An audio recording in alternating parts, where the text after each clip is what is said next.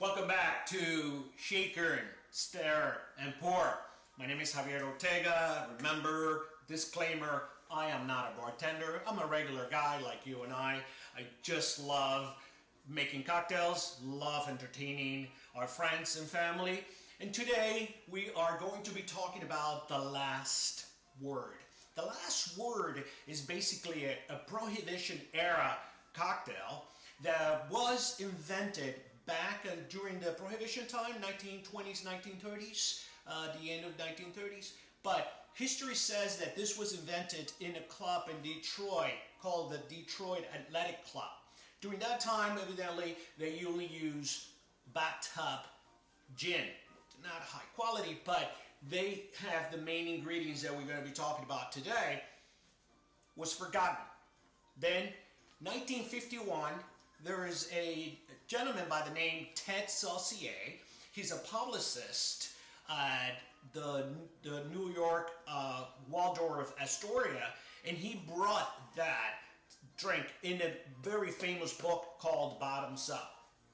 Again, after World War II, this drink dies, revived in 2004 by a bartender in Seattle at a Zigzag Cafe.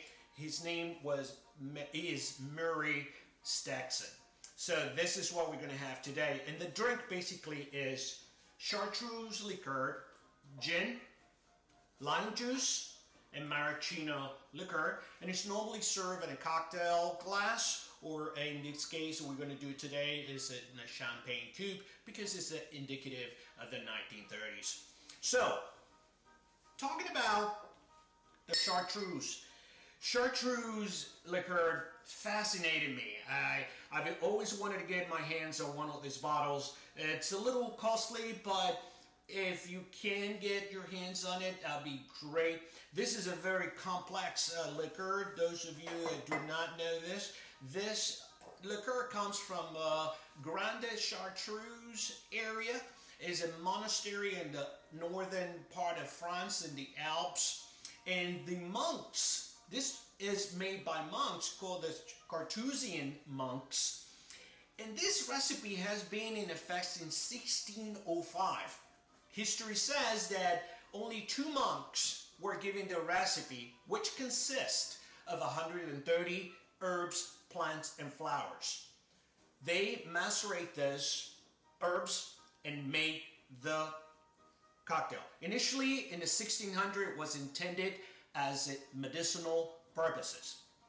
During the midst of when they started making it from medicine to a drink, the French Revolution occurred. The monks are expelled from France. Then, 1920s, a private company purchased the monastery, brings back the monks that were basically living in Italy and Spain. They brought back at the end of the 1920s, and since 1940, we'll be having a chartreuse. Chartreuse comes in 2 colors, yellow and green. In the United States, it's very popular to see both. I prefer this. This one has 130 herbs. Again, throughout generations, only 2 monks are the only ones that hold the recipe.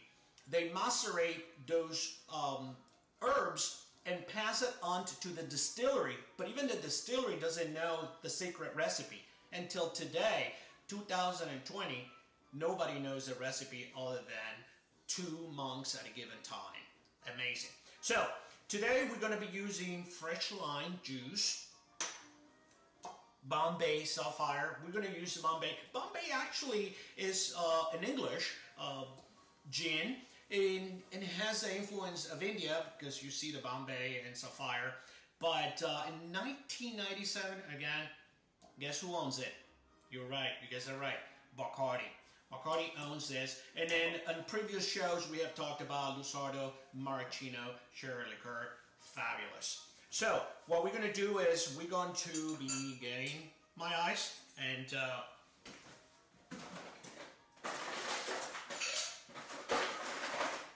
things that I do is that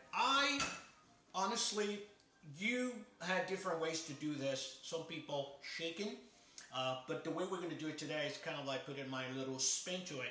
So what we're going to do is we're going to be using 1 equal parts of everything. So for this cocktail, we're going to use 1 ounce of everything. So I'm going to use 1 ounce of the lime, 1 ounce of the chartreuse liqueur, and I think it's chartreuse liqueur.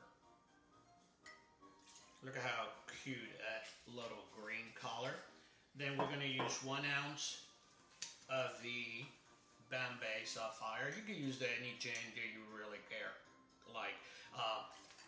The bartenders that make this prefer the juniper taste of the gin. If you have a gin that is very heavy in juniper, it really mix well with all the herbs and the chartreuse.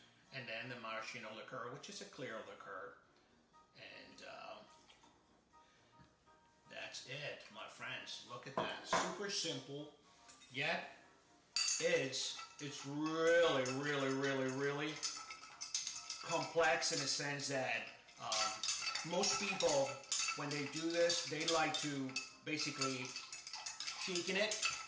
I think that if you could do stirring, that's also good.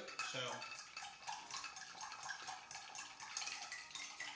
all right, I think we got this. Let me get my vessel.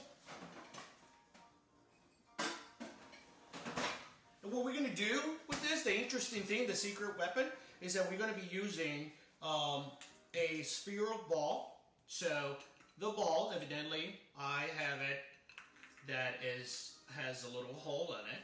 I don't know if you can see it, but so what we're going to do is we're going to use our flavor infuser, and we're going to do this. We're going to try to get this. Oh, I can feel it. It's very cold. And then it just might be a little bit of maneuvering when you do the actual ball, because you want to make sure that you have the hole in it. So sometimes I'm just doing this for the purpose of you seeing what I do, but normally if I were to serve this to my guests, I would have it already prepared.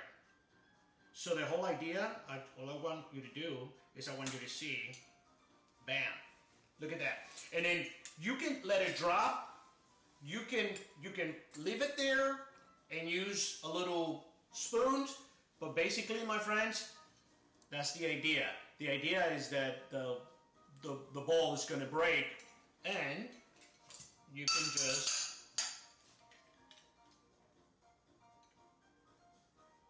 move it with something else. There you go. The last word.